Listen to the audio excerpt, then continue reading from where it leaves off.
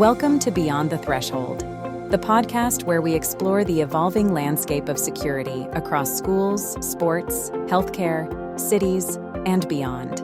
Every episode, we dive into the challenges and innovations that shape how we protect our communities.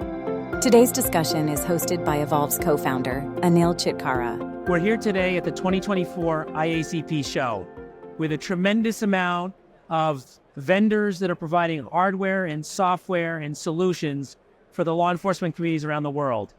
We're lucky to have former law enforcement officer with Dom DeRazio. Please give us your law enforcement background. Sure. 25 years or nearly 25 years with the NYPD, from patrolman to, the executive ranks. My last assignment, I was the commanding officer of criminal enterprise investigations. Pretty rewarding assignment, but now enjoying it. All right. And what was the best role you had, the best assignment you had at the NYPD? So, you know what? I had a really blessed career, but I always say that being a patrolman, being a street cop in Coney Island was my favorite time in the NYPD. Yeah. A career in law enforcement can set you up to do lots of different things when you're done, when you retire. You can become security directors at organizations. You can join security consulting firms, lots of different things.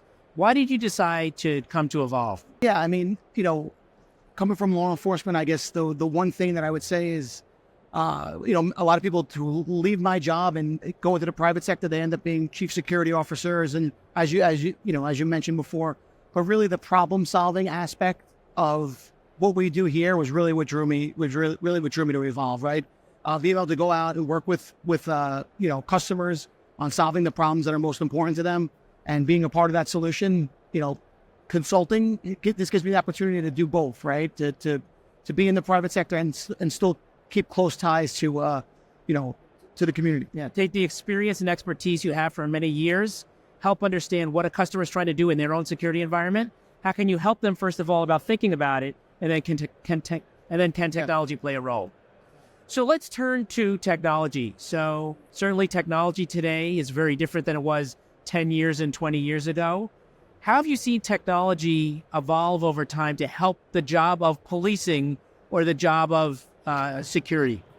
Yeah, sure. I mean, obviously, the technological advancements have made policing much more efficient. So the efficiency, the speed at which you can get to the answers with technology, leveraging technology is, vastly different from where it was 20 years ago, obviously. Also with officer safety, technology providing that information in real time has, it has its benefits in officer safety, as well as, like I said, crime prevention and as an investigative tool. So. And as we've seen generally over the last few years, and certainly as we've come out of COVID, law enforcement has had a lot of people leaving or retiring. So I think it's interesting to think about how technology can augment what they're doing and make it even better. So we see things like cameras on elevated poles with analytics running. We see drone technology. We see advancements in body cam and other technologies. How do you think about technology filling a gap that officers can't do, or makes it much better than what they do today?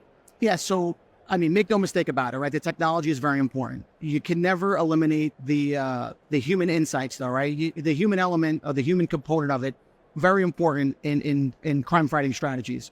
But as you said, to augment the human component, very effective, right? You mentioned pole cameras, you mentioned being in places where staffing shortages maybe prevent you from being there. You could be there with cameras and other kinds of technology, drones. See a lot of drones. You walk around the show floor, but never you can never make the mistake of thinking it's going to completely replace the human insights that you get from the law enforcement experience. Dom, you worked with a law enforcement agency which is the world leader in using technology to help keep citizens and people safe.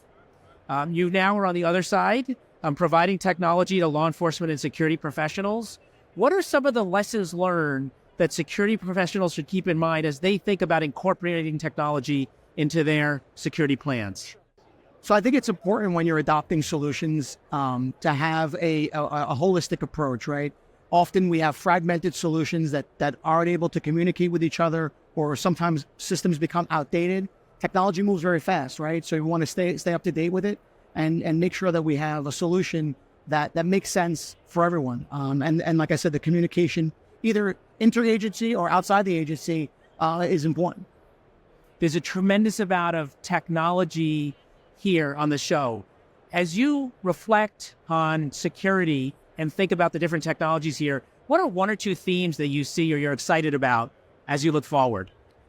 So obviously the buzzword is AI right now, AI powered. That's really exciting for me. When I think about the future of AI and really, predictive policing and using data analytics for predictive policing and a proactive approach. Because remember, like, we could solve crimes, but when you solve a crime, there's still a victim on the other end of that crime. So you really want to stop the crimes before they happen, right? So the types of technology that I'm most excited about are the things that are proactive and can prevent, someone from being victimized, so that we don't need to solve that crime. As we've seen in many cities in the U.S., gun violence continues to be a problem. Some cities it's worse than other cities, but I think every city wants to eliminate it. And that may not be a realistic goal, but certainly bring gun violence down. As you think about cities and their efforts to reduce gun violence, so they have safer places to go, safer places for people that are working there, safer places for tourists that are coming there, what are the one or two pieces of advice you have for those cities, or one or two things you've seen that they should consider as they try to use gun violence prevention programs? Sure. I mean, for old school policing, right? I'm a fan of high visibility type of approaches, right? Proactive approaches to crime prevention, and also, you can't discount the